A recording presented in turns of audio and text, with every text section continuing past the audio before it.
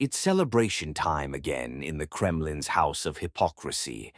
This time, Vladimir Vladimirovich warmly welcomed Russia's newest friend, the head of Burkina Faso's military government, Ibrahim Traoré. Now, this guy didn't come to power through elections, peaceful protests, or anything close to democracy. No, he did it in the most legitimate way possible by Kremlin standards, an old-fashioned coup, guns and all. And there he sits in Moscow, smiling, wearing the St. George ribbon, the sacred symbol of the Kremlin's so-called fight against fascism, and conveniently a symbol used to bless just about any dictatorship or occupation.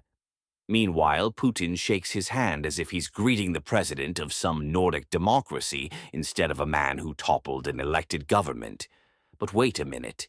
Haven't we heard endlessly from Russian state TV that coups are evil, especially color revolutions, especially somewhere like Ukraine? There it was a junta, we were told. There ordinary people dared to rise up against a president who had lost public trust. And of course, the West meddled. But here, in Burkina Faso, the people supported it, the narrative goes. No crazy Maidan types here, just true patriots. Their coup wasn't bankrolled by the U.S. State Department, so everything's fine.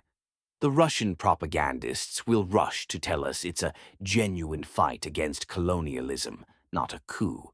And there's the full cynicism and hypocrisy of the Kremlin and its army of TV pundits.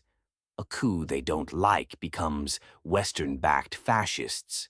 A coup whose new leaders flatter Putin suddenly becomes the will of the people and national sovereignty.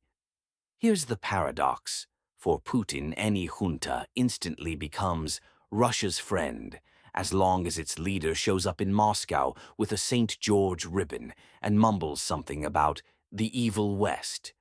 All those grand speeches about democracy, the people's choice, and how you must never overthrow a government by force, magically vanish.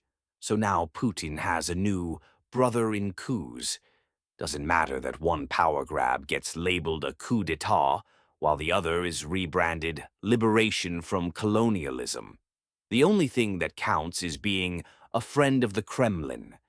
And next time you hear Russian state media rant about the junta in Kiev, just remember Putin's smile and the St. George ribbon on Traoré's chest. Suddenly, it all makes perfect sense.